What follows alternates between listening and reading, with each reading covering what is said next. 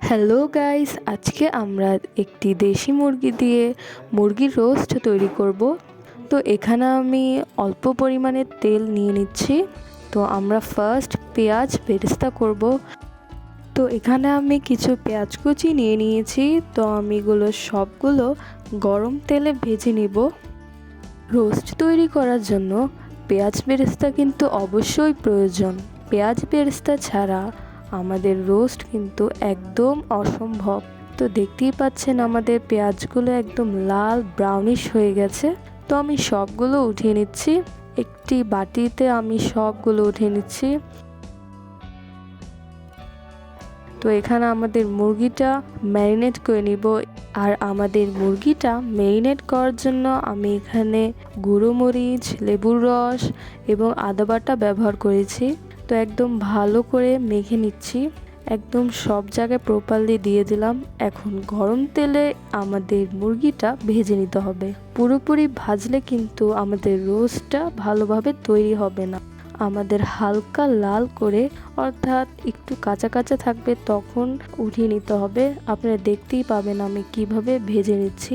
আমার দেখানো স্টেপটি ফলো করতে থাকুন। তো একটু খেয়াল করুন, আমি মুরগিগুলো একটু পরপর উল্টে পাল্টে নিচ্ছি, যাতে প্রপারলি এক জায়গা বা এক সাইড ভালোভাবে ভাজা না হয়। কারণ প্রপারলি ভাজা হলে আমাদের রোস্টটা তৈরি ভালোভাবে হবে না। তো দেখেন আমি এখানে আধা কাঁচার মতো হয়ে গেছে। তো উঠিয়ে নিচ্ছি। তো পেঁয়াজগুলো আমাকে ব্রাউনিশ করে ভেজে নিতে হবে। একদম ভালো করে ফ্রাই করতে হবে, বাট পুড়ে নিলে চলবে না, ব্রাউনিশ করে ভাজতে হবে।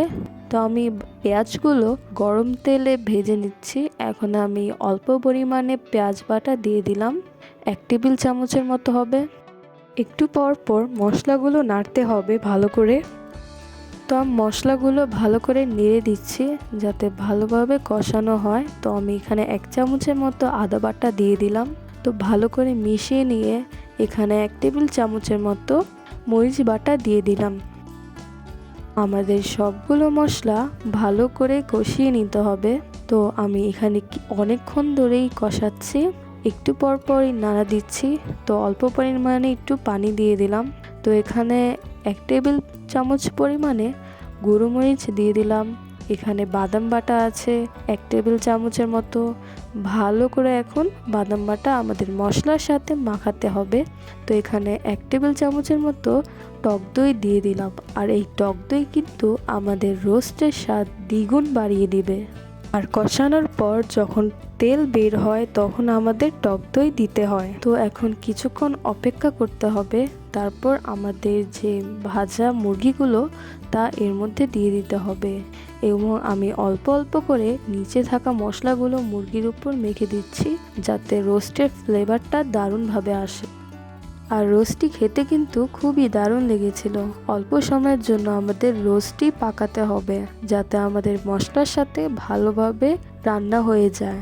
তো কিছুক্ষণ আমাদের অপেক্ষা করার পর এখানে 1 চামচের পরিমাণে কেওড়া জল এবং ঘি অ্যাড করে নিলাম। উপর দিয়ে বেরেস্তাগুলো আমি ছিটিয়ে দিয়েছি। আর বেরেস্তা না দিলে আমাদের রোস্টটি অপূর্ণ থেকে যাবে। কিছুক্ষণ রোস্টটি ঢেকে রাখার পর আমাদের প্রায় যে মুরগির রোস্ট তা হয়ে গিয়েছে। একটু অপেক্ষা করতে হবে।